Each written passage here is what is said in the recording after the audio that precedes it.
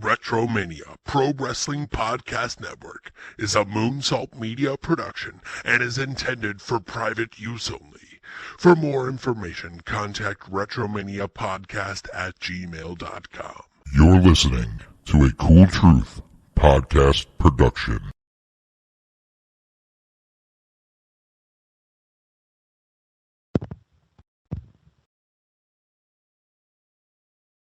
All right, what's up? Cool Truth, baby. We're back. Retromania Wrestling Podcast Network. Cool Truth Podcast Productions. We got a lot to get into once again in the world of wrestling. And with me, the one and only, the Professor, Mr. Whitehouse. What's up, my brother? What is up, sir? Good evening. Good evening, my friend. And of course, the executive producer, the Hollywood writer himself, the one and only Blading for Truth's own Hollywood Jeff Edwards. My man, how are you, brother? I'm good. What's up, guys? AC, you need to put over your 9,000 podcasts you have all of a sudden. You need to tell everybody what's going on. I know. I do got a lot going on. They just kind of just keep coming out of the woodwork. And I'm like, well, you know what? I got the speaker, so let's just do them. So, yeah, we got the Bet and Breakfast podcast, or Bet and Breakfast Picks podcast, where we do a little, I wouldn't call it advice. I would say probably you would want to do the opposite, especially of what I pick if you want to win. But it's a lot of fun. That's with the Duke, Dan Evans, indie guy, wrestler, and the other Josh Gordon. We call him the other Josh Gordon because obviously it's not the Josh Gordon who's always suspended for marijuana. This guy, doesn't get suspended for marijuana, and he does a podcast with me, so that's pretty cool. And then, out of the blue, we just kind of decided, me and my boy Joe Fantozzi there, another Pennsylvania guy, down Edwards way, somewhere around there. I know Pennsylvania is a much bigger state than the one I live in, but we're doing the AC and the Fan podcast. It's going to be mostly Giant talk, so it's mostly for Giant fans, but we'll do some NFL, baseball. Who knows? We'll see what it evolves into. And then I think I'm going to bring back Cool Down with AC. I was toying with other ideas, but it just seems like fate that I just stick with Cool Down with AC. And, of course, Cool Truth, baby. Yeah. So it's all on Cool Truth Podcast Productions, Spreaker, iTunes, Spotify. If you search Cool Truth Podcast Productions, you can find them all. And including this show, because I feel like it's idiotic for us to have a Cool Truth Podcast Productions network and not have Cool Truth on it. So makes sense. If you're listening on Retromania, I'm not trying to bring traffic away from that. We'd love for you to continue to listen on Retromania. But if you want to check out the other shows, if you're a Retromania listener, we'd love to have you check out Cool Truth Podcast Productions as well. So, by the way, since you brought up retro, I had some extra time this week, and I was listening to Dave and Colby. Okay. And I just want to shout them out because they do some pretty good work on that show. And we are not the only ones, Whitehouse, that have to deal with somebody, oh, yeah, pal. Because it seems like Colby fires Dave up doing the same shit that we do to you. So kudos to those guys. Well done. Shout out. That is the, well done. What do they call it? Is it the Marking Out show? What's the name? Actually, let me not be an asshole. Well, Kicking Attitude is Dave's podcast, but I think they call the show with them together something else. I'm just going to look it up quick because I don't want to do it injustice because those guys do a great job. Yeah, it was a good show. What was the episode you listened to? Was it the Labor Day weekend scrum or? Yep, that was the one. So that was a Kicking Out at 2. They also do Marking Out the Days. So that was the other one they do. So yeah, shout out to Dave and Colby, of course, Retromania. You guys are awesome, and we love being there. We're not going anywhere, but we also have some other things in the works too. So we'll continue to co-promote. And like I said, if you're listening on Retro, we love having you there. So please stay there and listen to the other boys because we love that too. But yeah, Edwards, thanks for bringing that up because I was just going to jump right into the wrestling and everybody's like, dude, you got to co-promote on each of these shows. And I'm like, dude, I just don't want to sit there and talk about myself at the beginning of these shows, but it's all right. Because as luck would have it, I'm on all of them. So yes, you are the common thread. So If there's a common denominator, if you're gonna get sick of anyone's voice, it will be mine. Yes. Which is why I have some ideas about deferring a little bit to other people, so I don't repeat myself. Like if the same topic comes up on a podcast, I don't want to be repeating myself. So if you do listen to Bet and Breakfast picks from this week or from AC and the Fan, I do touch on some of the stuff I said on AC and the Fan, but I don't expand upon it. So you could listen to it on AC and the Fan, and then I try to touch on other things on the other show. So it's not you don't feel like you're listening to the same crap over and over, which is why this is great because I get to talk about wrestling and not football because I'm footballed out now. Right. Although I will talk about Aaron Judge hitting homers on every damn show because that's fucking awesome. That guy. All right, let's jump into it here. All right, wrestling mode. Wrestling mode. Here we go. I do want to talk about something that happened in the scrum with Tony Khan that really didn't get a lot of attention. That's starting to pick up steam here. But let's save that for a minute. Let's kind of pick up where we left off. We did the show prior to Dynamite, and we kind of were going over what we think may happen, what may not happen, what's going to happen, blah, blah, blah. We now have a lot of those answers. I do think Tony got a little bit of a reprieve with Punk being injured because it's almost like he doesn't have to deal with it for 8 months. Yeah. Like, it was just like, yeah, he's injured. I stripped him of the title, but he's gone for 8 months. And I don't really have to, is Punk still with the company? Is he not? Is he suspended? Right. You don't really have to answer that question because the bottom line is he can't wrestle for 8 months or who knows how long. So that will be answered down the road. We also have a tournament to name a new champion. And we have the Young Bucks, Kenny Omega, Michael Nakasawa, Christopher Daniels. I mean, I forgot Daniels was even there. The kid that holds the microphone, what's his name? Or holds the video camera. Brandon Cutler. Brandon Cutler, he's suspended. So all these guys are suspended. Being the Elite's on hiatus. The Elite itself is in turmoil. I mean, Hangman Page looked like a wounded dog on Dynamite, if I have to be honest. Yeah. Whitehouse, thoughts? No, it seems that, shambles is the wrong word, but chaos, definitely. Couple of things on Dynamite. I mean, I don't know what you guys thought, but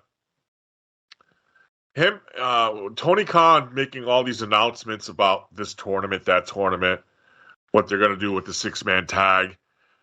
I found it a little weak that he did it backstage and he didn't do it center stage in the ring. Well, you got booed. That's the reason. Right. But you know what, though? I mean, own it. You know, you were there. You sat there and let him do it. You know, and now, you know, you're kind of ducking away from it. But you got to own it. Let me ask you a question, though. It's not going anywhere. Do you think that was his way of kind of trying to minimize it, though? You know what I'm saying? Like, I got to do this. I don't really want to. Let's just get it out of the way and let's get back to wrestling. I don't know. Easier said than done. Probably right.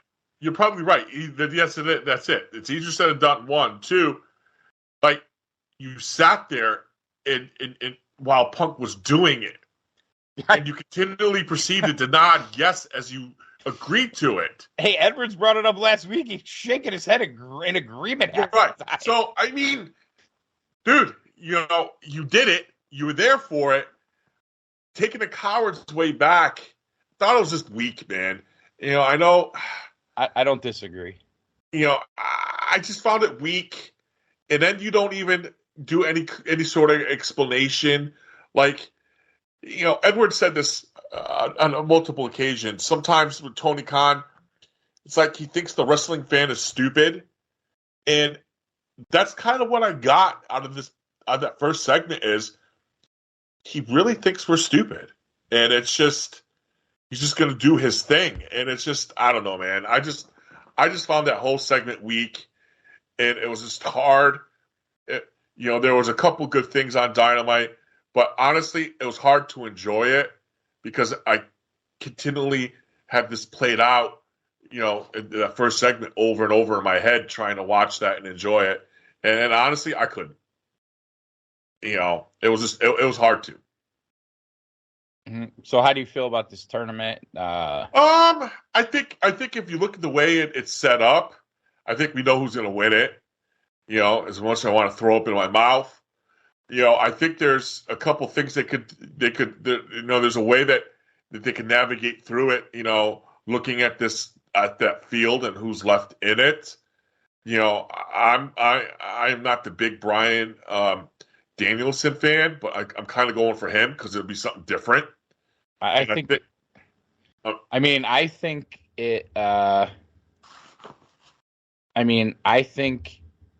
personally, like, it could be Danielson more than the guy you're. I guess you're referring to Moxley when you said throw up in your mouth. I don't think it's going to be him, dude. He was. It seems like he came back for this tournament and he was supposed to be on a hiatus. Yeah. Well, I'm just going to take a little vacation, go do grudge matches with Nick Gage and GCW and take a break. So I think you might still see that. I think a program with MJF and Danielson could be really good. And I just don't want to see Moxley again because we've seen that song and dance twice. I think everybody's in that boat with you. And I don't think he really moves the needle either. Do we agree that MJF is going to take the belt anyway? I would hope so, given what they did. Yeah. See, I don't know in that situation who would be better to do that. Like, do you want Brian to win this tournament and then just right away transition to MJF? Yeah. I don't know. That's a fair point. That is a fair point.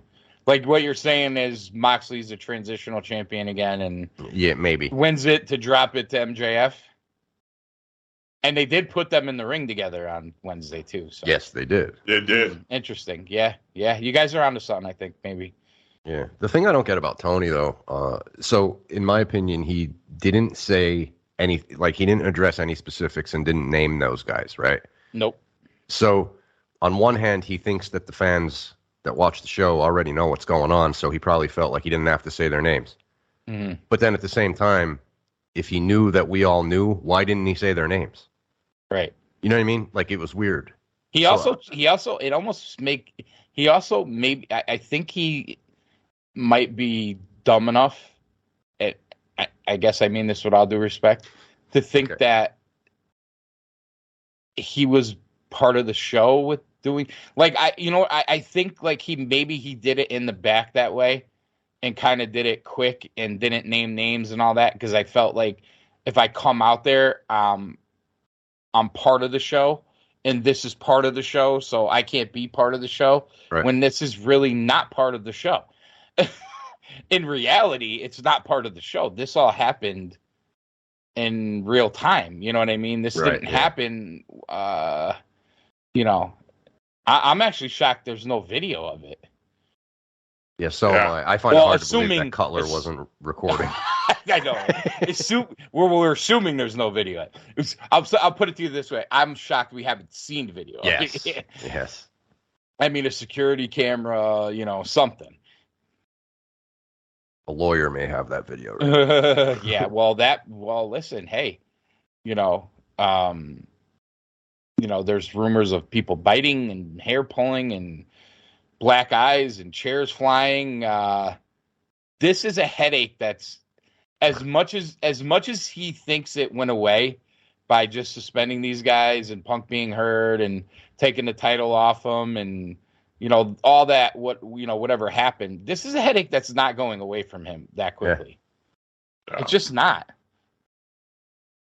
No, because when they come back, what do you think the people are going to want to know? What do we want to hear about? In responses too. That is not going to go. How do you bring them back? We don't even know how long the suspension is, but that's going to be very interesting how they bring them back. That's the thing I keep thinking of is how. I don't think any of them are bright enough to come up with a best idea to do it either. No. Because maybe not every day now, but every other day there's another story coming out.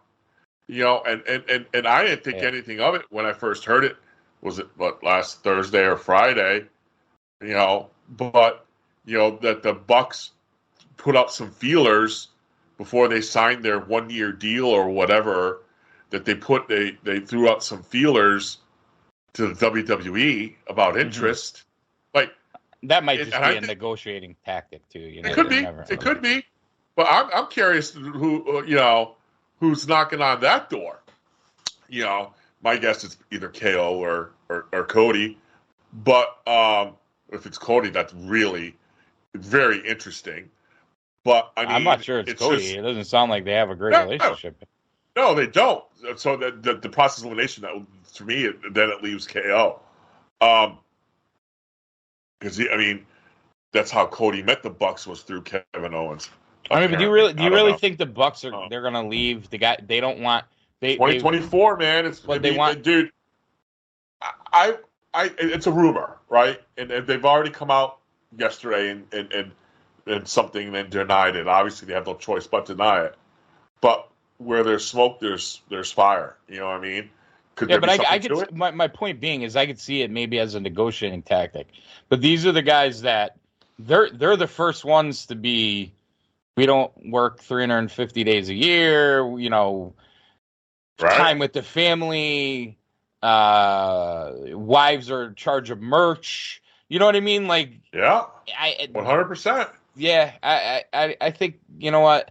I don't necessarily listen again. Negotiating tactic maybe, but I don't know if I really buy this one too much, to be honest with you. Right, but 2024 could be a rough year for Tony, man. Well, mm-hmm. I think it might be, but I don't know that they're going to be the reason. But other people may. No, but it's just another. The only thing, the more MJF talks about it, the more I think. Oh, it's working. It's not happening. Yeah. He's bringing does his shit up so much. Yeah, like him, my best friend Cody, my idol Triple H. It's getting to the point where it's like obnoxious. Yeah. That's a good way to put it. Very. The real con. Yeah. Yeah, my buddy Nick, the real con. Yeah. Dude, that was funny. He basically named everyone in the company. So did you guys see Khan was Twitter storming how proud he is to have 3 shows in a row that was over 1 million, and I missed the that. demo, he's back on the demo. We're number 2 in the demo again for whatever.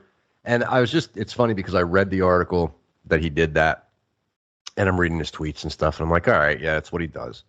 And then a few hours later, I see the article about Raw taking a big hit against Monday Night Football, which they did.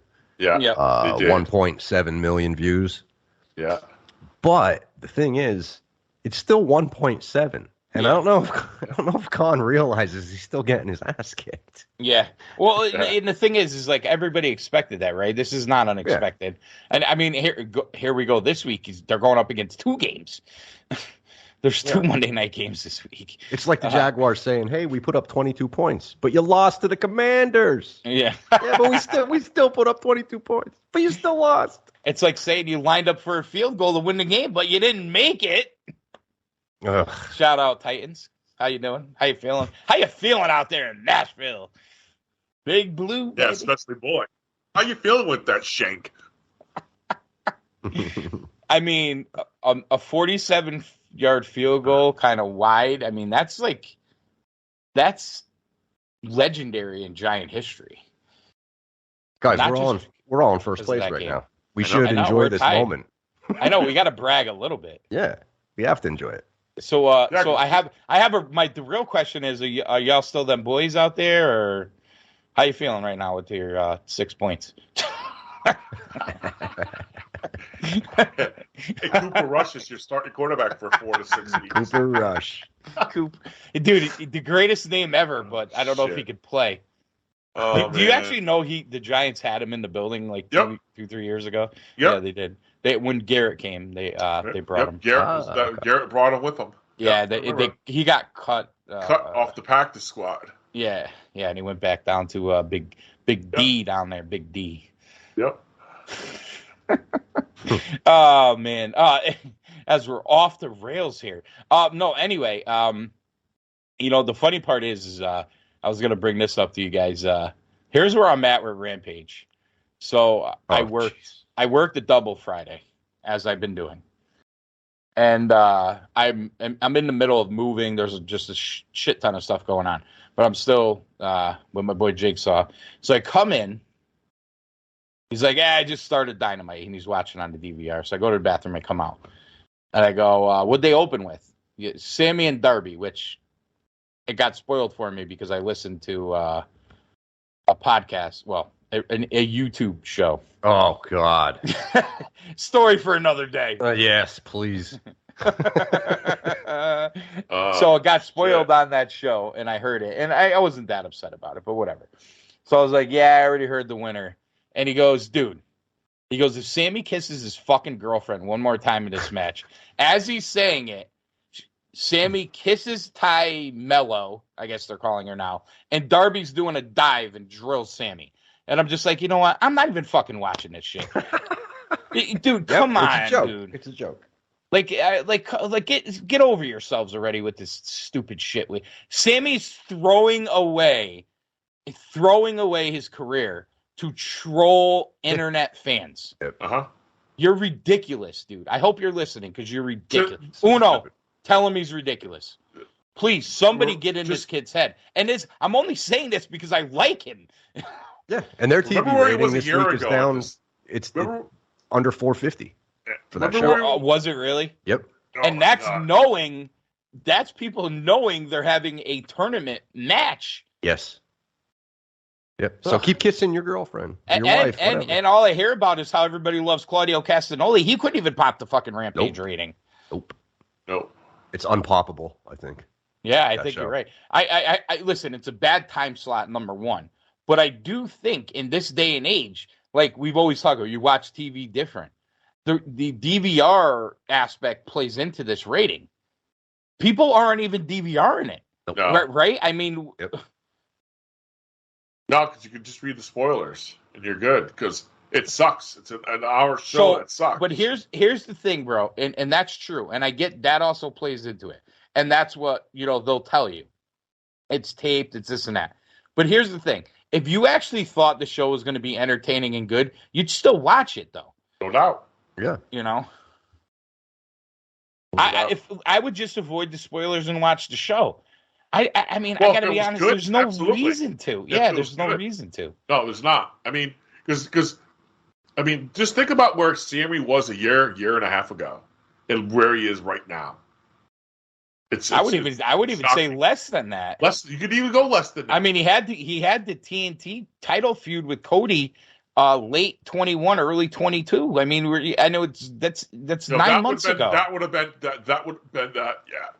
have been his peak there. Yeah. But even the escalation after to that peak was just was good. This shit. No, this is awful. He was on pace for a pretty good babyface run. You would think. Yeah. He just totally killed it. Yeah, he shit all over it. Which makes everything they did in Jericho's group with him pointless because they obviously built that up to turn him, and then they turned him, and then he turned right back. Well, dude, that's a great point because we've given Jericho a lot of credit for Sammy. He was still an acrobat, but he gave him more of the strong style. You could tell Jericho worked with him on the finish and the promos and everything, and kind of honed him. Yeah, what is Jericho not seeing what we're seeing? Clearly. Yeah, I guess not. Dude, it's weird. The other thing, too, about his group is it seems like Daddy Magic and his partner are kind of splitting off. Oh, man. You guys get that impression, too? Yeah. I mean, first of all, they haven't had a lot to do with what's going on with Daniel Garcia, which makes no sense to me, number one, because they were the three that were together prior. Yep. And they haven't had a lot to do with that at all. And they're doing this weird thing, and you brought this up with Blackpool Combat Club. Like, they have these factions, but they're like the only faction that's always together is Dark Order. All the other factions are like they're just like true. Two guys come out. This guy, their managers on commentary. It's kind of a microcosm of what happened with Team Taz, or the MJF's groups there, the Pinnacle. Thank you. You know what I mean? Like when they first happened, yeah, they were fighting Jericho, the Inner Circle. So the groups were together. And then as soon as that kind of blew off, both of those teams kind of broke up and went their own ways. Mm-hmm. And it just seems like they're doing that with everybody. And the other group you would say that's always together, the major piece of it is best friends. But yeah, listen, I don't get it. I guess the one other thing we should probably touch on with Dynamite, and then I want to get into this Tony thing. The other thing from the scrum that, again, lost kind of a lot of steam because of everything that happened. The match placement. You know, you have a trios title match, which obviously Omega and the Bucks were stripped. The Elite was stripped of the trios titles. So you have a trios titles match, Best Friends and Triangulo della Morte, who they call Death Triangle. Why they don't call it Triangulo della Morte sounds so much better is beyond me. I will continue to call it that. Yep. It just sounds cool. It does. You know? Yep. Even when I say it. It's true, why would that not be the main event and then do the pure title match, if not on an ROH show, maybe in place of, you know, like flop the matches. Although I do enjoy Garcia and Wheeler Yuta. I think there's some chemistry there. I don't like the placement. And the other thing, Tony, get rid of the confetti. It's not streamers. It's not Ring of Honor streamers. It's confetti. It's corny. Maybe you could use it in a huge situation. It's beyond overkill at this point. Yeah, it's not on a show called Ring of Honor. It's on Dynamite. So I think that hurts a bit too. It does. It They does. bring in Bobby, which I like, but it's still not the same. Yeah, they're trying. I mean, they bring in Bobby, they bring in Caprice, but it's like it's still on it still feels like AEW. It doesn't feel like ROH. Whitehouse, weigh in on this because you have to be going crazy with this stuff already. Yeah, I think the first thing that drives me nuts is one, it's the streamer thing, especially at the pay-per-view, AC, the one that you went to in Mass. No streamers there, especially with the Briscoes. You fucking kidding me? The niche thing with Ring of Honor. I mean, you couldn't bring the Ring of Honor signs and have them on a guardrail. Yeah, it's small, but when you bang them, it's metal. You know what I mean? And it's just even that. Yeah. You know, it's just that gave the Ring of Honor feel to it. You know, this isn't. But what it makes me feel like is to an extent of what Vince McMahon did to ECW. That's what I feel like what's going on with Ring of Honor to an extent. Yeah. You know, you just cheapened it. You just, you know, you took something that was good and it was nothing wrong with it and it was fine the way it was, and you're trying to, you know, do something to it. And one, we don't even know what you're doing to it. Maybe that's another reason Ring why. of confusion, baby. Yes, and then, you know, and that's perfect. You know, it's just, dude. It bothers me. I hate it. Great, they got Bobby there, you know, to do the ring announcing for the Ring of Honor matches. That's fine, but you know, where's SpongeBob? Where's Todd Sinclair? You know what I mean? And, you know, he's not around anymore. Why isn't he reffing every ROH title match for AEW? You know, yeah, that'd be great. I'd love to see that. I mean, it would just be another wrinkle that might help. You know what I mean? You know, you got Turner doing it. It's fine. Paul was Ring of Honor before he went to AEW. Yeah, you know, that's fine. But it's still okay. not the same. He left before, you know. Right. You know, and you really want to have the voice of Ring of Honor, you know, bring in. Dude, could you imagine like doing like an NJPW show in this sense and not having Red Shoes do the main event? Right. Like, Todd Well, Sinclair is every bit of that. They Ring of Honor. I mean, you're right. You know what I mean? And I remember we screamed about Red Shoes not being on. Exactly. what you call it? Forbidden Door there. Yeah. Yeah, I felt too. This show, a lot of people were saying, "Oh yeah, we're back to wrestling now, and we could put this stuff behind us, the bad shit." And I didn't say it anywhere else on a bad YouTube show or anything like that, but I'll say it here. I felt like a dark cloud was over the show for me. Like I just couldn't get into it. And then when I saw the main event, I was like, I don't care. Like I don't care about this tournament. Like, whatever.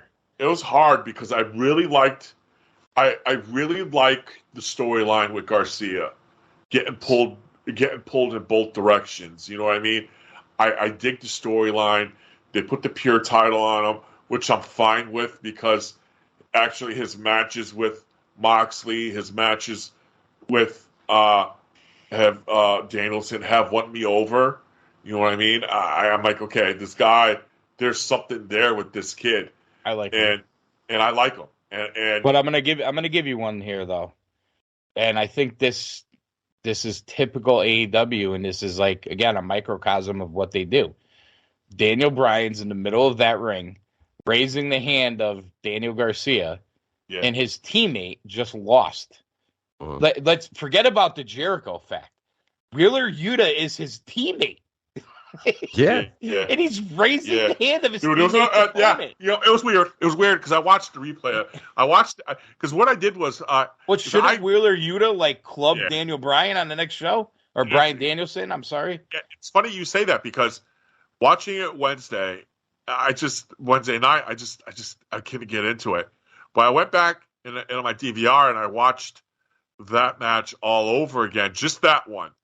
Because that was really the only thing that stood out that I really did like. I just again wasn't into the show, and I had that thought at the end. I'm like, dude, what is Wheeler thinking right now with Danielson holding up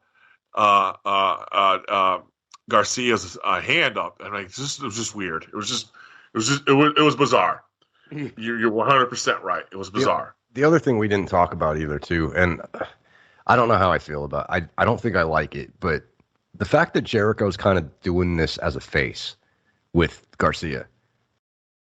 Like if Garcia wanted to leave, and say, well, Bryan Danielson's my guy, whatever. Jericho would probably beat the shit out of him with the rest of the crew. But instead, he's like giving him this like positive mentorship. And when you see it, you're like, wait a minute, I thought this is a heel group. Like, shouldn't he be beating the crap out of him and saying, get the hell out, or throwing a fireball in his face? Well, he's a wizard, so he could be either or. Well, yeah, I mean, where's the wizard power? It's or Garcia strange. Just gets jumped by the rest of the crew. Yeah. I don't mind seeing Jericho being the mentor guy, but it doesn't fit with what they've been doing with the Jericho Appreciation Society. Oh, and I got it, and not to pile on Sammy Guevara, but that spot in the back with Jericho and Sammy was weird, terrible. What's weird? Jericho wasn't good in it either. And I get what Sammy's doing with the stick. He's checking out his abs, why his broad's all over him, and I get what he's going for. I get it. We get it, Sammy. You could get the hot chicken, we can't. I know that's what you're telling everybody. I mean, I've had a few I could put up, but anyway, that's rather here nor there. That I know one segment that you could put up against. Oh yeah, Ty. you do. Yeah, okay, never mind. Very close. Very close. All night. Even though she hates my guts now, but whatever. Her loss, bro. Her loss. But that why is Anna Jay with them too? She's just standing there like. Well, that's what I was thinking. I was like, did Jericho steal Anna Jay from Jungle Boy or Jack Perry? That's the thing that doesn't make sense though, because the three Anna turns heel, obviously, so she's with Jericho, and then Sammy's there, and Jericho's like talking kindly to Daniel. Yeah, Garcia. Yeah. It's weird. I don't know. I don't know why Anna Jay was back there either. I'm with you. It doesn't make any sense to me. Oh, the whole thing is just weird. I mean, if in all reality, he should be cutting that promo with 2.0. Yes. Yeah. Yes. It's their fucking tag team partner. So weird. I don't know. All right. We piled on Dynamite enough for tonight. Let's get into the other piece of the scrum, and then we'll Okay. move on to some WWE stuff, some positive things, hopefully. So this other aspect of the scrum, we didn't speak about it much on the last show. I did crush Tony a little bit on Cool Down with AC for it, but I gotta hear your guys' thoughts on this, and I was kicking myself that we didn't do anything on it really last week. So the end of the scrum was Tony taking questions, and he was talking about, and I'm sure a lot of you listening heard it too. He was talking about how the pay-per-views numbers were coming in a little bit light. And as it turns out, Mr. Demo God over here, this was the first AEW pay-per-view that was less than the previous year. And what I mean by that is, so every year, like Double or Nothing has gone up. And every year, Full Gear has gone up against its own paper, not necessarily against the other paper. It would beat the last year, LY's number every year. Right. So if you're talking about, All Out year 2 was higher than year 1, year 3 was higher than year 2, and year 4 was lower than year 3. So that's kind of where we're at with this. And it was obvious because it was brought up the day of in the press scrum. It's come out that this is 100% true. And Tony goes into this weird tirade on the WWE. He didn't mention them by name, but he clearly was talking about them. And he said, "We've run Labor Day weekend ourselves the last few years, and now there's 2 shows. Now there was far more than 2 shows, but by your best guesstimate, he's talking about Clash at the Castle, and he's talking about the NXT show. Right. Yeah. And none of them were actually up against the pay-per-view. They were just on the same weekend. And they have a whole different deal there with Peacock than what he's doing with traditional pay-per-view and streaming pay-per-view. They have a different deal, right? You have Peacock, you watch the show. Yep. In Tony's case, you have to watch traditional pay-per-view, you have to pay for it to stream. Totally different. But anyway, he goes in this weird tirade about it, and he's like, "This is what they used to do to Jim Crockett Productions, and I have a lot more fucking money than Jim Crockett Productions, and I'm not going to take this shit." And dude, guys, like, as I said on Cool Down with AC, what are you going to do, dude? What are you going to do? Buy Peacock? Like, come on. Well, I'm not going to take it. You're taking it, bro. You took it. Whatever you think you're not going to take, you already took. So, I mean, Edwards, I'll throw this one to you first. What is going on with this guy? The weirdest part of this was he was basically in like a calm mood. And when he dropped that line, he's like, "I have more fucking money than Jim Crockett Promotions." Like, he just snapped. Like a spoiled brat. Yes. And I'm like, okay, whoa, first off, they didn't run head to head to you. I watched Clash Saturday and I watched you Sunday. So just relax, okay? Like, Whitehouse did the same thing. We're prime examples. We're wrestling Clash fans. at the Castle ended more than 24 hours before your fucking 6-hour marathon started. But hey, Tony, maybe if the show wasn't 6 hours, more people would watch it. Did you ever think of that? The other part of it too, yeah. But the thing is, though, I don't. Like you said, what's he going to do? There's nothing he's going to do. He can't control that. He can't just. What's he going to do? Send out his hit squad to attack Triple H or something? I'm going to run out every arena in the United States the day we have pay-per-views, so none of you can run against me. Sean Khan will be like, "So why are we losing $50 million an arena every pay-per-view?" But I'll say this: if he's I a had spoiled to brat. He is. He's not even a money mark. He's a spoiled brat. I think what he's going to start doing is maybe do special shows up against WWE. Up against it, like maybe he'll just move it to TNT on a Saturday night to beat up. I mean, he's going to look like or a some jackass, shit. dude. I'm sure he is, but he's thinking it. You could tell. Like he legit is pissed because his eyes were popping out of his head. Oh my god, he was going nuts, dude. The other thing too is like, remember when AEW first started, and he kind of did this again on Dynamite, where he wore the white shirt with the tie and tried to look all professional. He's there in a hoodie. His hair hasn't been cut in 6 weeks. You know what I mean? Like, dude, I get you have more money. You probably have 5 barbers on your fucking payroll. Look like a fucking professional, dude. Dude, this is probably another reason why Cody left. Look at Cody showed up to the Bethany Town Hall in a fucking suit, like a pro. We were all blown away by stuff like that with Cody when he was doing his indie run, and you could just see like there's a screw loose with Tony too. Whitehouse. It's. I thought I took a step back for a minute. And I'm like, and I was laughing. And I'm not gonna take this shit. That's when I laughed. I was laughing to myself. Hilarious. And I'm like, now if I'm Hunter, I got under his skin. I'm gonna do it again.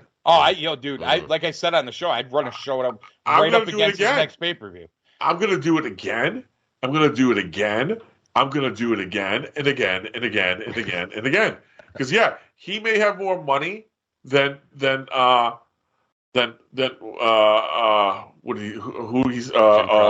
Crockett. Oh my gosh, Sorry. Wow, I got way more fucking money than Jim Crockett. But he don't have more money than the whole global WWE because they're worth billions. Well, so he doesn't have a little bit more financial backing there. He doesn't have an operating budget like they do. I just honestly look at it as a lame fucking excuse. For all the points that you guys brought up, it wasn't lame. I agree with you. It wasn't. You know what I mean? Excuse. I just think that it was. I think that it was just a lame fucking excuse. For the points that you guys brought up, specifically in the fact of you're comparing apples and oranges. They're not even the same. I have Peacock, so I don't have to pay $60, $50 for a pay-per-view. I just flip it on. Boom, it's there. And I'm sorry, premium event. That's what WWE is calling it now. It's a premium live event. Premium live event. So I don't have to do that. So I think Tony should look at the fact that his main event for his WrestleMania wasn't booked until the go home show of Dynamite. That may play in a little bit of it. Yeah, that might have something to do with it too. It could have been too that they had the match 2 weeks prior. Right.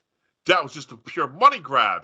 Mm-hmm. I don't think he realizes how smart the wrestling fan that is trying to watch his product is, because he tries to act like they're stupid. He really does.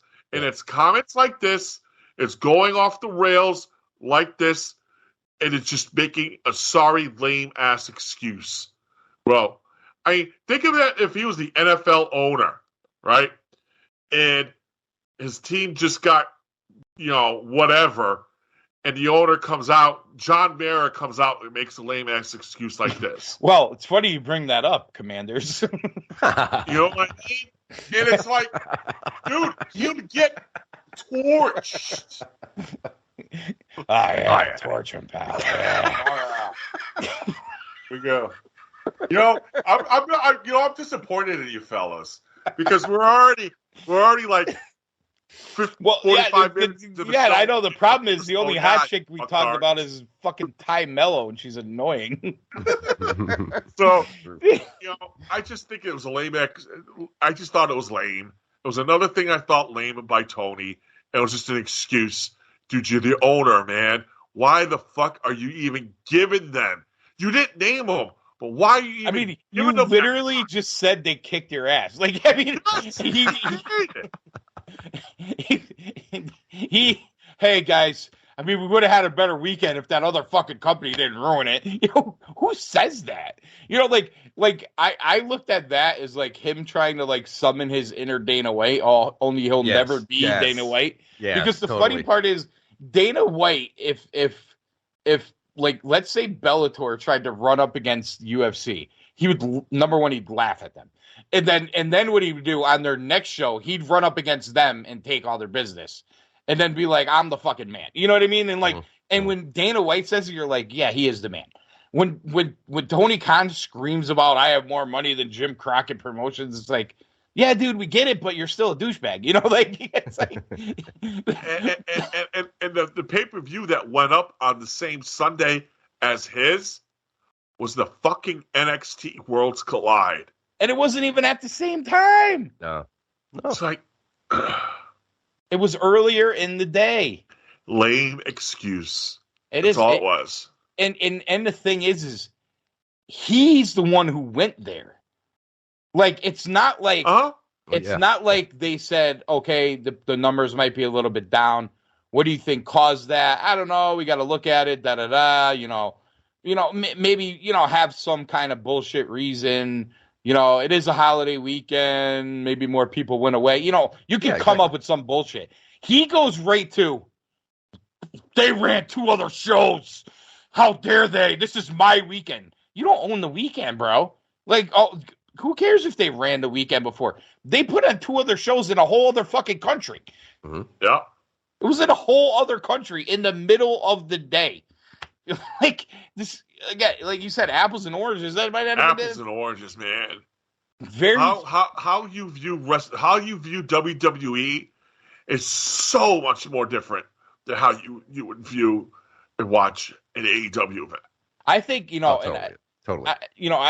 I think he's got to be careful here too because he had no real build coming for Grand Slam, which I don't think he was going to be able to live up to last year's anyway.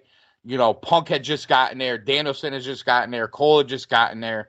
You get the 1 hour time limit match with Omega and Danielson, the whole thing was going to be very hard to live up to that anyway. Now you're going to crown a champion there. You're going to, right? That's where the finals are, correct? Yep. That's why they're calling it the Grand Slam tournament. They're also going to do the rematch of the tag titles there. Yeah. So you got that. So you're going to 2 huge wells there, which you probably only had to go to 1. Now you're going to both. You're Desperation. Yeah. But when you get out of that show, you're what?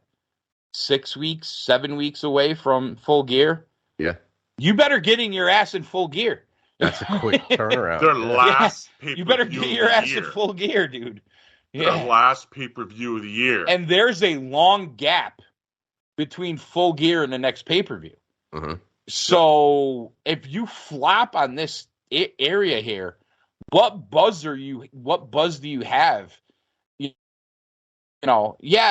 gonna have the winter special Dynamite. Yippee! You know what I mean? Like, winter is coming.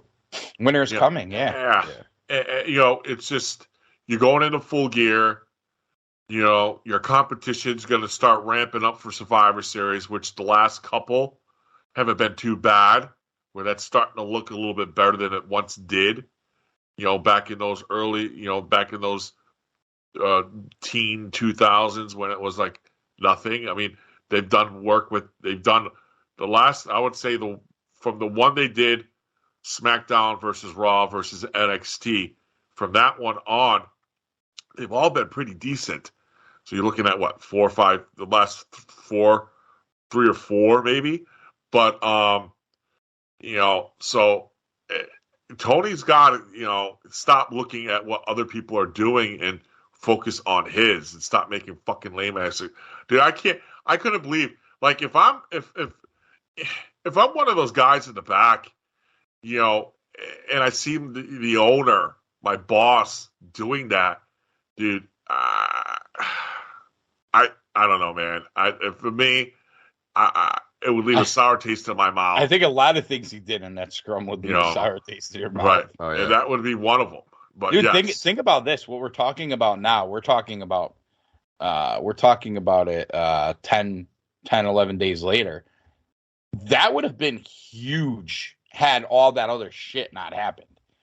Like, he almost got a pass for what he did. What he did with that because of everything else that happened. Now, I got another one for you before we move on. Guess where the go home show is before Full Gear? Bridgeport, Connecticut. Oh, they're New Jersey, so it had to been New York. Yeah. Go home Dynamite's in Bridgeport. So it's funny because we were talking about going, and we were trying to get the same crew that went last time. And I was kind of syncing up the time, and I'm like, wow, that's got to be close to Full Gear. So I just looked it up, and it actually is the go home show. That's not a very big venue. No, 10,000 for wrestling, probably. It's interesting that they picked that venue Mm-hmm. for not a knock. I mean, I've watched a hockey game there long time ago. No, it's a good. It's I mean, it's a decent building. I'm sure it's upgraded since then. Yeah.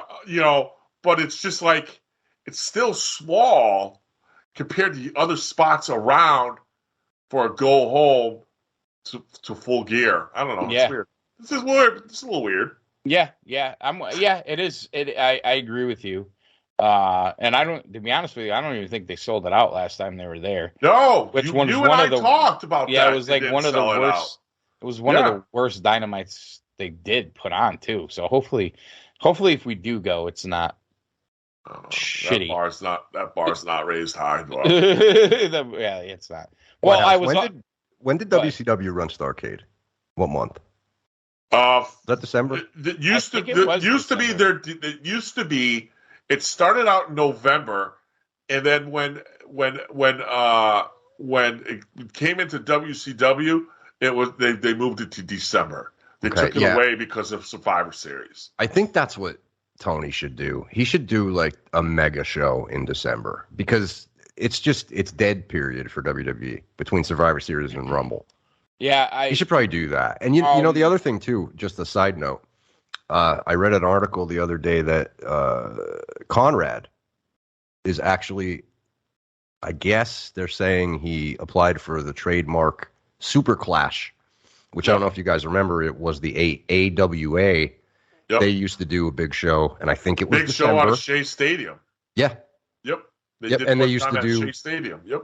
They used to do other companies like a multi-promotional thing. So I have a feeling Conrad's going to go that route, and every year he'll have his Super Clash. Honestly, with I Double read J, that's stuff he's going to do with Double J. I read an article, and it was right after Double J lost his job, actually, with WWE. He, I don't know if it was parting ways or he got fired or whatever, but it was about Conrad and the for so long when he was doing these podcasts, he's always said he doesn't want to be a promoter. He doesn't want to be a promoter. You guys, I think he's going to be starting his own little venue. Yeah, we might have to start talking about this because the Flair thing made money. The Flair thing made a lot of money. Yeah. And if he's going to, he might just do like super indie shows once every so often. But, you never know. He might, who knows at this stage? Because if people are getting more and more pissed off at Tony and what his TV product looks like, maybe we're going to keep looking, I got more money than Conrad Thompson. Yeah, but, and Jim Crockett combined. Yeah, so, I wouldn't be surprised if, because Conrad also trademarked something else that was interesting. Not just that one. I can't remember what it was, but he did something along the lines that made me think that he, Here's another question too for you guys, because I was thinking about this after the Ric Flair show. Not saying 70-year-old guys, right? But we talked about how Jarrett looked so good, and he wrestled that old school way. Yeah. And, there's other examples. Like, you see Billy Gunn come out and do a match, and he's just jacked, and he's pushing 55, and he's the most jacked guy on the show. And, he works still the same. Would you guys be interested, like, if Conrad did, I don't know, 4 pay-per-views a year, and it was those guys that could still go. Like a legend PGA, type. like the PGA Seniors Tour, but it's wrestling PGA Seniors Tour. Yes. Like the wrestling. Yes. Would you be interested and would you watch it? I think it depends on who's in it. Yeah, I think I agree, but at that level, to your point, Jarrett, Sting, Billy Gunn. There's other guys that can move around a bit. Yeah. I'll tell you something, and I don't know that I need to see him wrestle again, but every time Lombardi brings in Jerry Lawler, he kind of does tag matches or they fuck around with it a little bit, but he gets an insane reaction, number one. And he finds a way to put on a show, you know what I mean? Without blibbity bobbity blibbity blue. You know what I mean? Like he can work. He can throw some punches and do some moves. So to your point, you know what? There might be an opportunity, and there might be guys out there we're not even thinking of that you know would be able to come back and do something like that 4 times a year, where it's not gonna. And like you said, you're working that old school style. You're not you're not doing tope suicidas every 5 seconds. Right. Yeah. Yeah. It just got me thinking. You know. Speaking of tope, before we move on, could Khan get rid of Excalibur? Oh. He's fucking terrible. The whole commentary it's just such a buzzkill. I almost am at the point where I just want to hear Tony Schiavone and Taz. If they just had Tony Schiavone and Taz, I think it would be a better show. Yeah, and nothing against JR. I think he's lost a little off the fastball. Well, I mean, I don't know that it's the right place for him. You know what I mean? Mm-hmm. It's I'm not doing it to knock him. Excalibur, I'm totally saying it to knock him, but not Tony. I mean, I could be wrong, but the Go Home show, JR wasn't even on it. He wasn't? I don't remember. I don't think No, he was. I think he's been on more than Tony lately. See, herein lies the They problem. split the first hour, They have second so hour. many. Usually. They have so many people talking. You can't even remember who the fuck was saying what. I don't remember him being on the Go Home show. The worst part of this announce team, and this had me thinking tonight when I had a YouTube suggestion about Gorilla Monsoon and Bobby Heenan, WrestleMania 4. They're in Trump Tower. Trump. Yeah. You know, for WrestleMania 4. Yeah. And they're shooting this thing where Bobby's chewing out the secretary for screwing up his rule. Yeah. You didn't remember that shit? Yes. So I watched it, and I'm listening. I'm like, wow, what a great team those two guys were, right? Yeah. And then you look at today.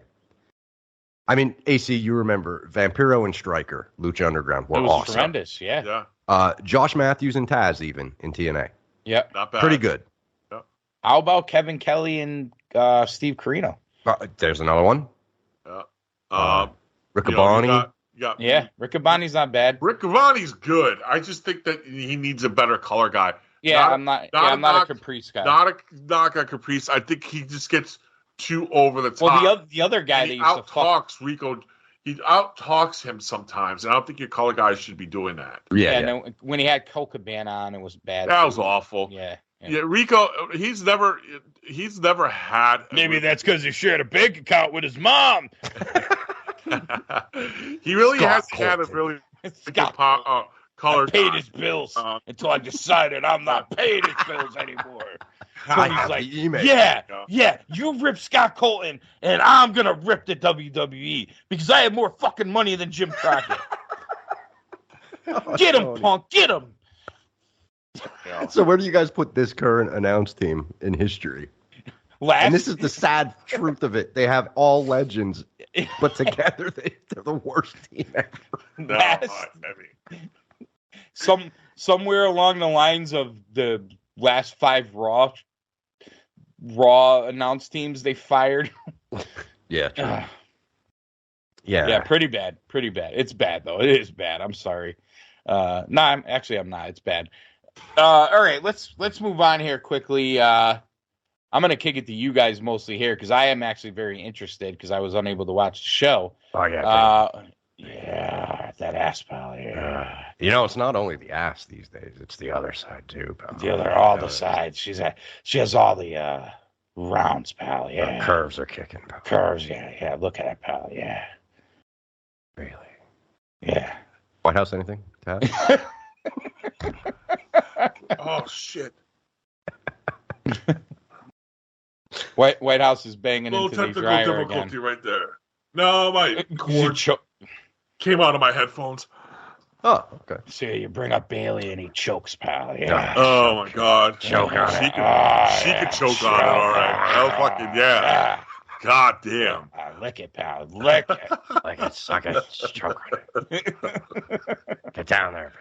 Oh my god. So tell me about Raw, pal. Well, see, before we get to Raw, you really got to talk about SmackDown. Okay, go there. SmackDown. Start wherever you want. Go for it. Hey, Bailey. Hey. I want to know. I want to know. Will you be my girl? go. Famous. Hey, this is for White Bailey. I want to know, will you be my girl? That's for you, White. Shout Well, out. White likes those people. You know, the king, the queen, the monarchy. Well, he didn't likes know. all that. He likes the monarchy. He just doesn't like the peasons. Right, yeah. Peasants can go away. Which is interesting to me. Very. Yo, the politics of Britain are so much better than the United States. Who knew? Who knew? I mean, that's what they put a whack job leftist pedophile as king. I mean, that's it. The monarchy. Goddamn. Oh, yeah. I love it. Long live the queen. Long live the king. Hashtag. Long live the queen and white. Could you imagine him going over to England? Do you think they would let him even? They wouldn't even let him on the street. Oh, no. My God. I don't know if no. Whitehouse is He wouldn't left be able to find his speechless. way around there. He was almost rendered speechless over his conversation. Almost. It's very close. Whitehouse, I'll tell you, before we came on air, there were some technical difficulties, but I'm just glad they were before air, not on air like other shows. Could you imagine? I would never take part in a show like that. Could you imagine if Rick Hendrickson was still alive and heard that? Oh, he would have been pissed. Sounded pretty good there, White, the other day. Some bitch is on there and she can't even hear her, White. Do better, White. Oh, yeah. I never watched wrestling for the longest time, and I came back to watch AEW, and I have no idea why.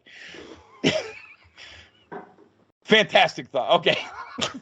Moving on. Whitehouse doesn't know what to say. Oh, fucking God. You don't want to know, Whitehouse. Well, I would send you the clip, but I know you're not going to watch it anyway. All right, we're just having some fun. Let's go. SmackDown. All right. As we just laid the verbal SmackDown. Whitehouse, what'd you like? Well,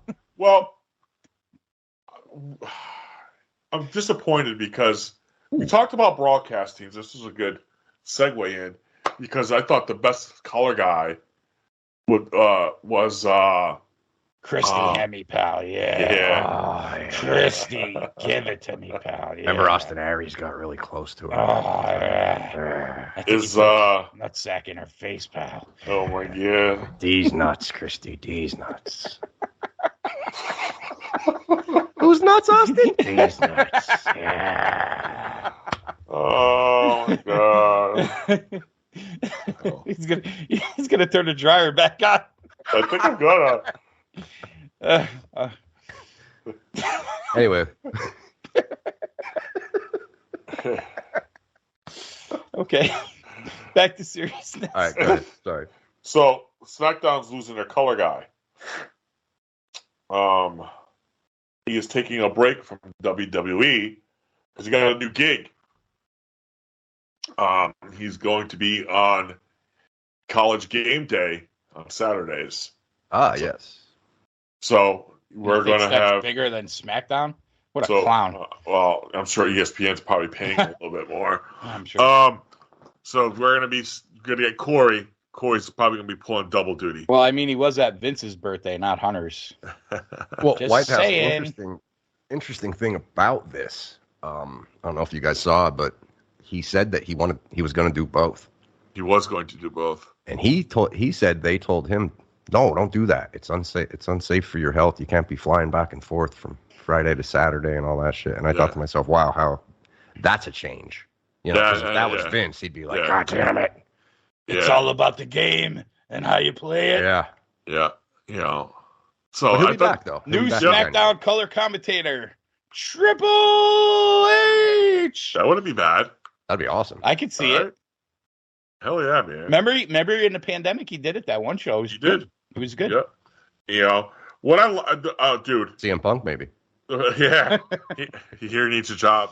You could have like Punk on SmackDown and Omega on Raw, and they could just fire missiles at each other. Dude, yeah, right. The best thing on Raw of SmackDown. Because you know Omega's not a parody of anything. No, not at all. Anyway. Too sweet me.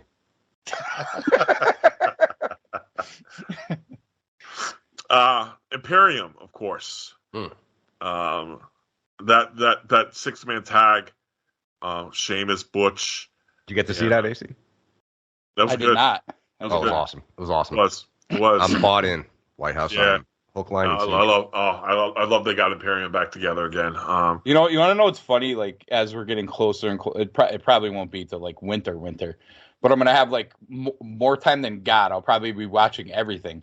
But right now I'm so busy. It's tough. That's why I was like, let you guys talk about the WWE, because then it kind of fills me in, and I could kind of comment on what you're talking about while you're doing it, which is pretty cool. And the other thing I liked, I don't know where they're going with this. I don't know if it's a tease for something in the future, but I liked they did a number one contenders for Liv Morgan, and so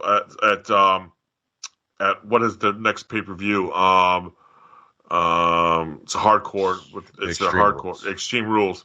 So Ronda Rousey won that match, so she's gonna face Liv Morgan again.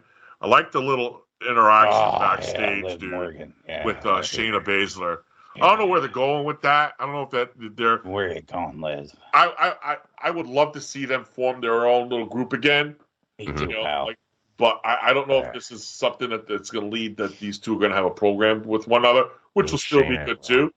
Program it, pal. Yeah, group, pal. Yeah. But three-way. And then the other. I mean, you saw Strowman, which he mentioned he was coming out. I mean, that guy looks good, man. He's really looking good. He was on there, and then the last thing was the we had a lot of time off wrestling in front of 35 people with no seats. And then with McIntyre and getting some cross. So those are the things I really liked. The Bloodline thing, it was funny. I still think with Sami Zayn there, I'm still wondering where they're going with that. How they're gonna bring back KO into it and get it's Sami and KO together. Because I have a feeling that's gonna be the tag team that will. Yeah, I think it's gonna happen sooner than later too. You know what I mean? Now that Solo's in, Canada versus Samoa. Yeah, now that Solo's there. By the way, he's standing in the middle of the ring with the microphone, and the Usos are next to him, and Sammy's behind him, and he's cutting this promo, AC. And Roman? It's just Solo. Oh, Solo. Yeah. Okay, I gotta watch this. Probably one of the better promos of the night. Yeah. Yep. Okay. Yeah. Samoans, man. Dude, what can you say? From where Solo is now. Remember when Whitehouse used to bust my balls about the Samoan dynasty? What now, baby? What now? Yep. Yeah, it took 4 years to get there, but they're finally there. Yeah. But opportunity, pal. Yeah. They got something with Solo. I mean, they really do, man. And again, it shows tonight too, but we'll get there. But those are the 4 things I really enjoyed about SmackDown. And again, this SmackDown, I don't know about you. Maybe it was because I didn't really like Dynamite, but I thought that 2-hour SmackDown went by so quick compared to Dynamite, especially that second hour. Oh yeah. Yeah. SmackDown, I noticed flies. Just super, super fast. Just moving to Raw real quick. Yeah. Whitehouse. Yeah. The Miz and dude. What's his name? I can't think of his name. Dexter Lumis. Shaw. Thank you, Dexter Lumis. Dexter, yeah. Just had a brain fart. COVID vaccine. Whatever. That's like the first time that I ever thought of the guy's name before one of you guys. Usually I'm like, help me out. So Whitehouse, Lumis. Here's the question. Okay, I'll set it up for people that didn't see it, including AC. So Miz, of course, is terrified of him now. He doesn't show up to Raw. He's doing the interview from his house, AC, and this is great. Sitting on the couch, they're talking about doing the interview, and the camera is panning back and forth, and they're doing the old school, the movie Halloween. Dexter Lumis is standing in front of the window. Okay, like he's outside the house, and you can see his face in the window as the camera moves. That's awesome. And then it moves back, and he's in the other window. Okay. So, dude. Long and story his facial short, features. My God, his eyes are great. How he does it. I gotta go back and watch fucking that. beady, right? Dude, It's great. His character is so great, man. So Miz and Maurice leave for the night. Dexter Lumis is in the house, so he gains access to Miz's house, and that's where they left it. But Whitehouse, here's my question to you, because you have left more. It with him in the house. Yes. Yes. You have more history with the Loomis character here from NXT. I know what he's supposed to be, but he's a face, right? Yes. Okay, so how are they going to play this out? Because my kid said something to me very interesting, which I didn't think of. He goes, Dad, what if he just wants to be Mrs. Friend? And I thought to myself, you know what? He has abducted him twice, right? Yeah.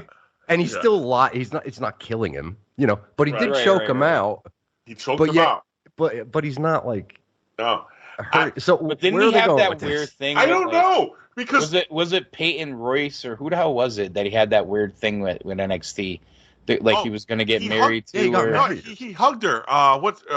Izzy? Lizzie? Yeah. I couldn't remember he hugged who her it was. a couple weeks ago on NXT. He went back there and hugged her. Oh, that's right. Yeah, they played. Yeah, they played it out.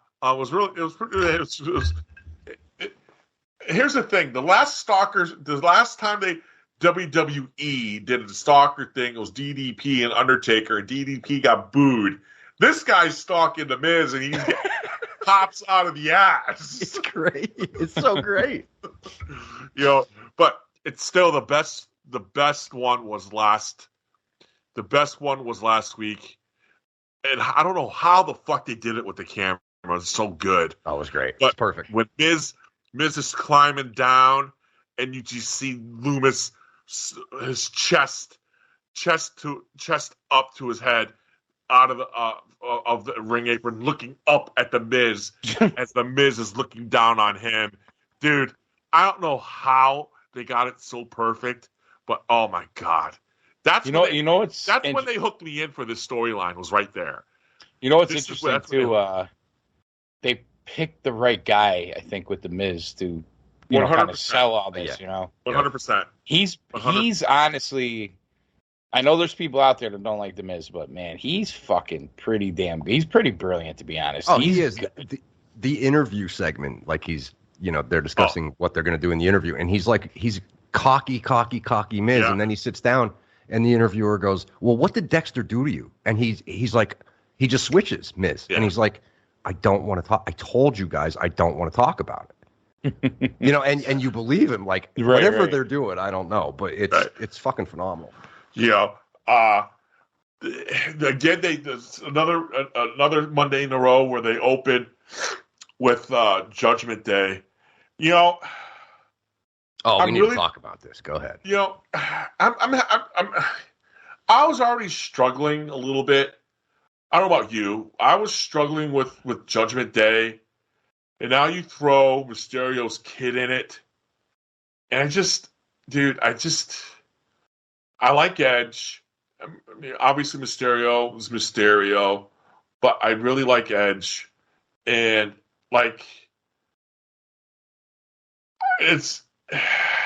there's something missing to this to make me invested. It's just I'm not. I'll watch it. Yeah, okay, move on, but it's not something that I'm invested in. I feel like something's missing from it. I think it's missing like an ace to the stable. Yeah. And that's unfortunate because Finn Balor isn't it. No. He's a Robin. He's not a Batman. Right. If it turned out that Seth Rollins had something to do with this. Oh my fucking god. Then it would all come together. Like they need a big guy to get in. And this is not a knock on Balor. It's really not. But he is. What if they brought back Wyndham Rotunda to be that guy? Okay. You got me. Okay. I'm in there. Like he's an ace. Because I mean the rumors are probably he's coming back or whatever. The rumor is the next Premium Live. Yeah, is what the prediction is. My guess would be that this is going to be a third variation. I don't think he's going to come back as the Fiend. I don't think he's going to come back as the Louisiana, Right. alligator hunter or whatever the fuck he was. You know what I mean? Like, that was the best version. which they were all great. Don't get me wrong. Great. I'm not knocking anything he 100%. did. But I kind of feel like you're going to get had another. Of course. Yeah, you're going to And I get think another that's okay. variation. Yeah, absolutely. I think that's okay. And I think that's, I mean, fuck, Jericho reinvented himself every now. I think all the good Mick ones. Foley. Mick Foley, right. All the good ones know how to do it. And I think you two, given those two names. I mean, hell, you even had, you had the Rock, you had the Maivia Rock, Right. you had the Nation of Domination Rock, then you had the Babyface Rock, and then you had the fucking, Hollywood Asshole Rock, and then they come back as the Hero Rock, Yeah. And I just think that I think the Judgment Day is missing something. And here's the thing. It's not a knock on Finn Balor. Maybe they just need to acknowledge their tribal chief. But you're ruining the young talent of Damian Priest, because if you, oh my God, I haven't liked what they've done with him since they brought him up. So I just think they haven't tapped into his full potential, and I think that's one of the things that this Judgment Day it's killing me. Is you're not tapping into his fullest potential, and I just he needs to be Punishment Martinez, and his manager needs to be the Great Truth Martini. Oh, I'm been saying it forever. But what's your thoughts on Judgment Day? I'm kind of curious. So far, I agree with everything you say, and I think what I'm about to say just goes to your point, because the person that's standing out right now is Rhea Ripley to me. Yes. 100%. And she's not wrestling. She's just, she's Dominic's heater, and she's talking for like AC. Here's what they're doing. Oh. Ray's still trying to talk Dominic. Please, Dom, don't fight Uncle Edge. He's family, man. And Dom's like just looking at him like, get the hell away from me. But Rhea is on his shoulder saying, he's not your boy anymore. He's a man now, and she's like being suggestive about it. Like, I'm making him a man, read between the lines. I saw a meme that the meme, Buddy Matthews used to bang some girl, and maybe she's with Dom now, but now Buddy Matthews' girl is banging Dom, and I'm just like, I don't know exactly what they're going here for, but I'm not dumb either, so I get what you're trying to say here. But she's been standing out, I guess. When you see a bunch of guys together, group of guys. Well, I mean, she's the one that's standing out. So that goes to show how good she is, because she's really the only shining light to Judgment Day right now. Yeah. She really is. And the father-son thing. We talked about it with AEW. I just don't dig it, man. I really don't. Yeah, they need a big guy to join. They do. Is Balor doing the demon, or is he just like Balor? No. He's just Finn Balor in purple. Finn Balor in purple. Yep, that's it. Yep. Okay. I mean, for a guy who's really not really hit it with a lot of chances, he's gotten a lot of chances. Lot more than other people. But if you guys remember, I wonder why. They must see something in him. When he was in Bullet Club, Anderson was the mouthpiece. Yeah. Yep. He needs that extra something. Yep. I think for whatever reason. I think what really NXT is the wrestling type part of, or it was then, of the company, which helped them. And the demon, he did the demon enough down there that I think that had a lot to do with it. Plus, he was working with Steen and guys like that who it just fits what he's trying to do. And I don't know if it's ever clicked. So he's one. No, you're right. He's one of the founding fathers of Bullet Club. But if I were to ask you guys, best leader of Bullet Club to date is who? Probably Kenny. Okay, Kenny.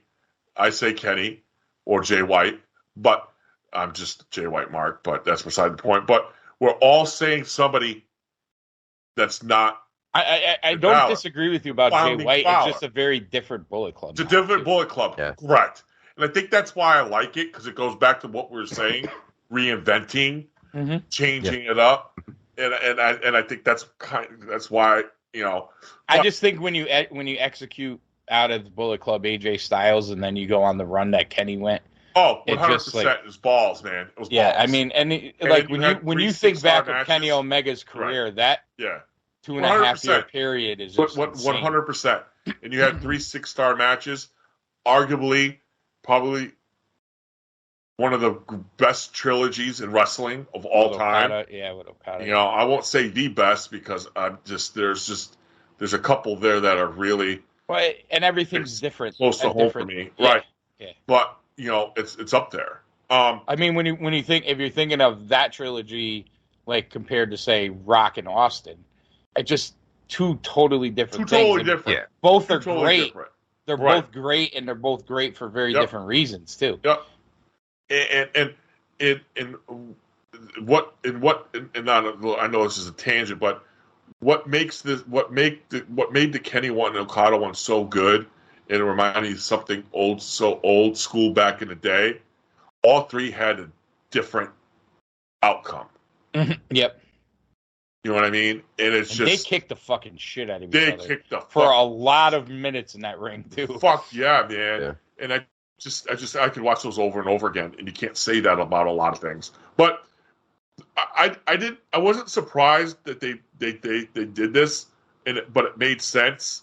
Is the women's tag team champions are now Dakota Kai and Io Sky. It made sense, you know, especially what they're doing with their little control group. The match wasn't bad, man, and what I'm glad about. And I don't know about you, Edwards, is I'm a big fan of Dakota Kai, and I'm glad she's starting to get this opportunity because she did great at NXT, and you know then there was nothing for her in WWE, and now she's getting this opportunity to shine. So I'm kind of biased. I'm a big fan of hers. Well, no, I'm definitely glad they moved the belts onto them because Dude, they I need love it. Damage control is in control right now. Man, I love it. And They should take those women's tag titles, shine them up real nice, and stick them in the fucking garbage. That's an option too. I think, and you know the two best parts of Raw for me, one was the promo KO put on Austin Theory. I loved it, but dude, that Johnny Gargano and Chad Gable match, probably one of the best. Oh, they fought. I gotta watch that. That was really long good. Fucking time. I think I'm gonna watch Raw when we're done here. To be honest with you, See, this is a good sign for Raw. We just last week we were all about the Gunther Sheamus, Roman Drew, and now we're talking about this. This is another match, and I agree with you. This is, you know, if I'm Dave Meltzer, at least it's getting 4.5 stars. Oh, 4.5, 5, match. easy, Edwards, easy. It was awesome, and I got it to AC. I got to bring this up to you, man, because you see this, and I'm not familiar with Johnny wrestling at all. You know me, I didn't watch NXT for various reasons. Mm-hmm. But I see him doing promos and good, you know, gets it, talks, comfortable, get it. He goes in the ring, and they put on this match that you could apparently only see on AEW, right? It was the opposite of Gunther and Sheamus. Mm. So my question to you guys is, if Khan keeps going down the Khan path that he's currently on, dude, and I know I can get my wrestling from Johnny Gargano and Gable too. I think he's in a lot of trouble. He's in a lot of trouble. Let me tell you. Listen, I was sold on Johnny Gargano at some school in Bethany. I couldn't even tell you because the last CTWE show had to be moved out of the Bethany Town Hall because they sold too many tickets. And it was him and Eddie Edwards. Okay. And it was, I want to say it was 2012. And they put on a fucking clinic. And I've never forgotten Johnny Gargano since then.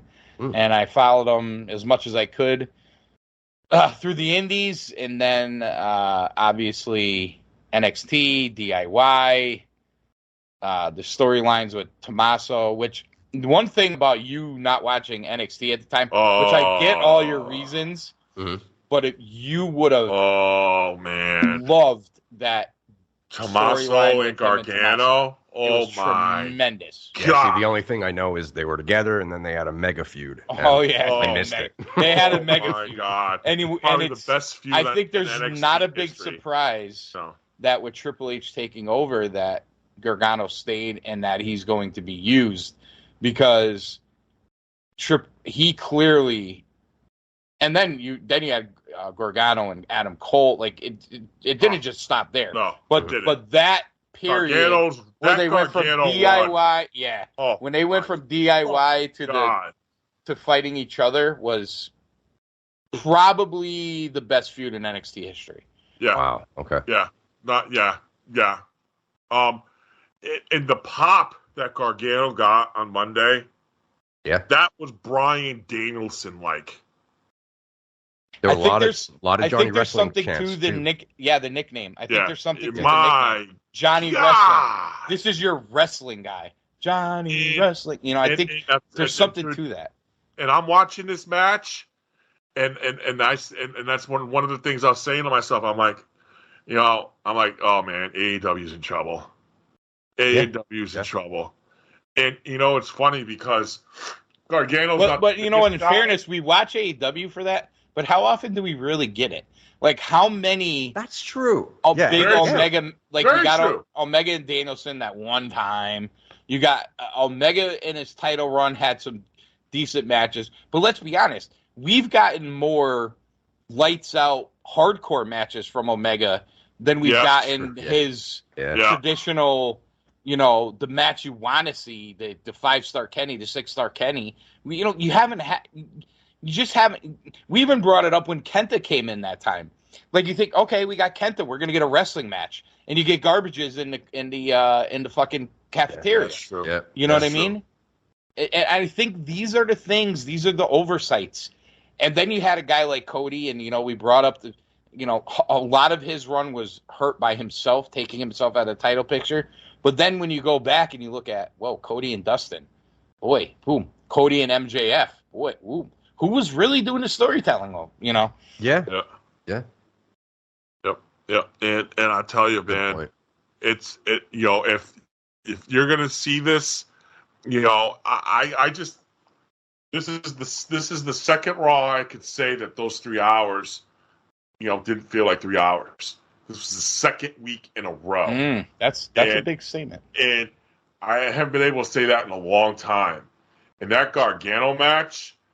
You signed me up for that. 2 weeks, Up for that. You've given me we're beyond degrees of bad, and now 3 hours isn't so bad. Those are big statements. No.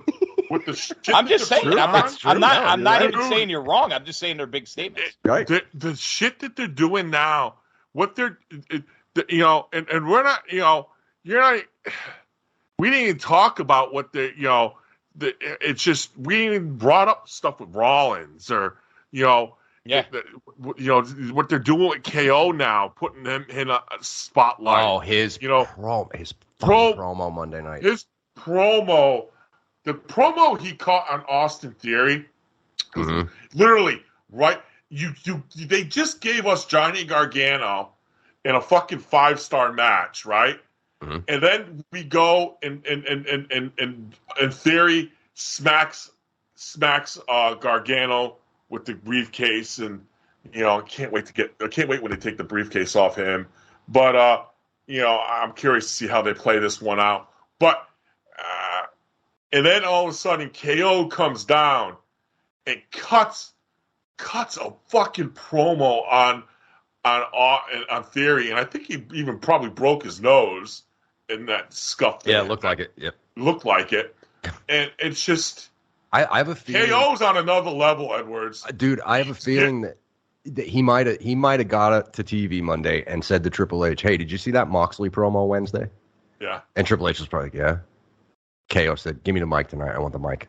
And just walked away because he let loose, man, and he cut loose. It was Ring of Honor like Kevin Steen. Oh, that was Kevin Steen without the language. 100%. That was without the cussing. He did swear a lot.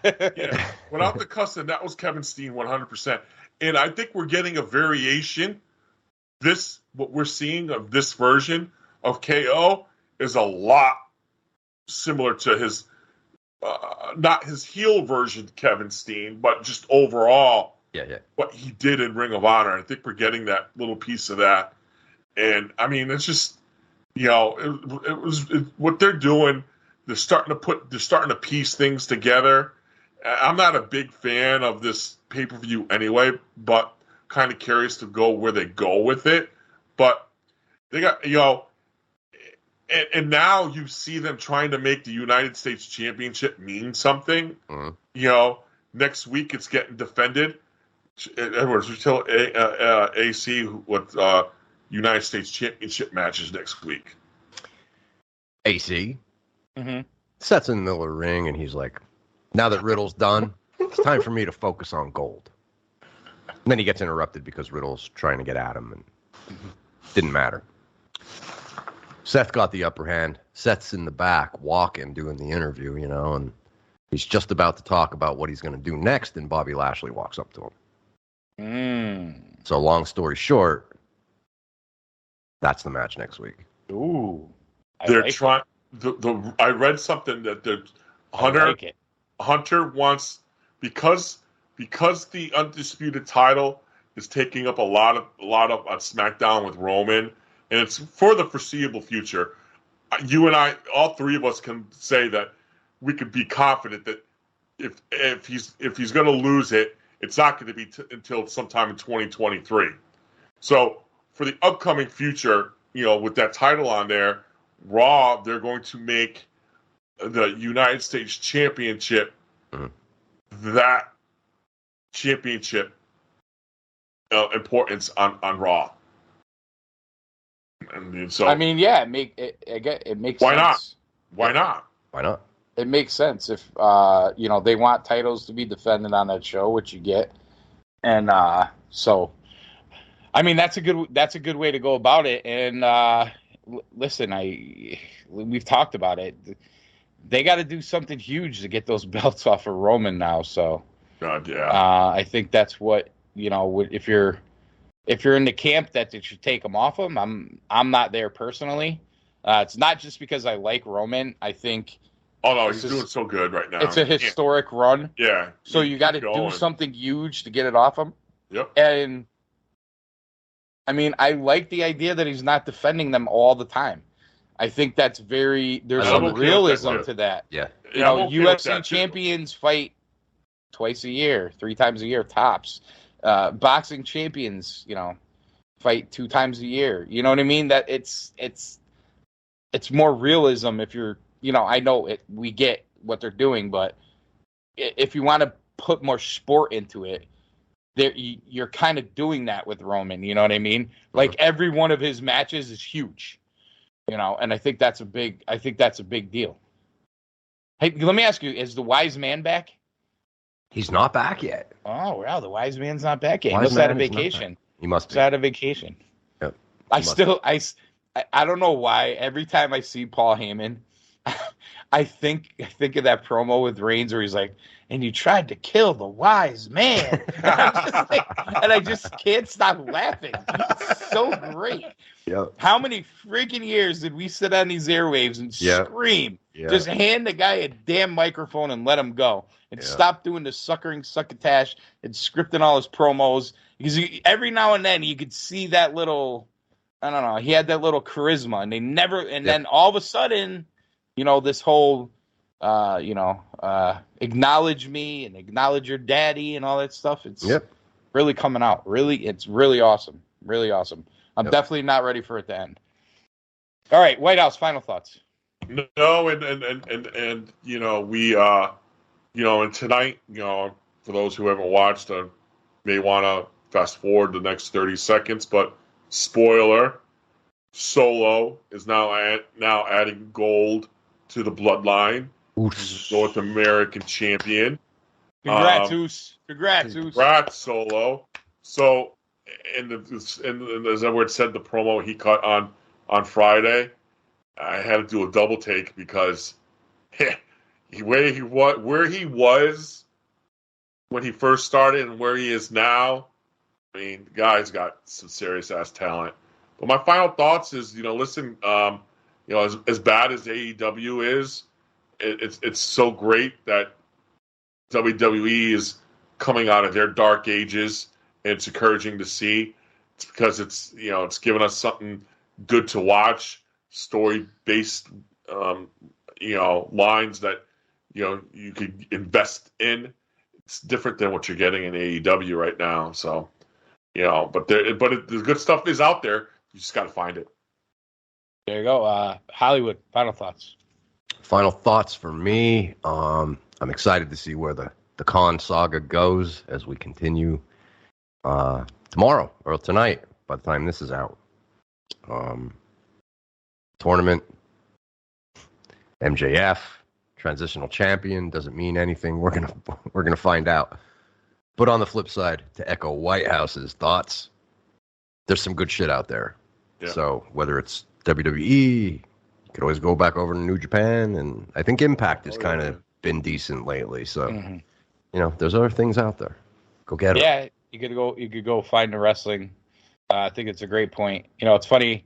I said big statements. Last week. Debris of bad, not a thing anymore with WWE, and now we're talking about 3 hours not being a big deal, which is all great.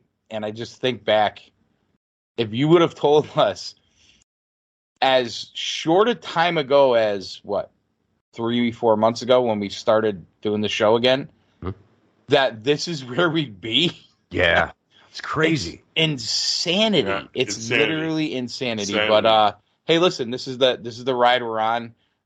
It's been a long time since we've done this many positive shows about the WWE. And hey, listen, if AEW could get his act together, we could do a full hour and a half of positivity. And there'll probably be times it's going to happen, but right now, as we say, it's Cool Truth, so we keep it cool and we keep it true. Cool Truth Podcast Productions, Retromania Wrestling Podcast Network. Good night, everybody. Nighty-night. Sleep tight, Uno. Yeah.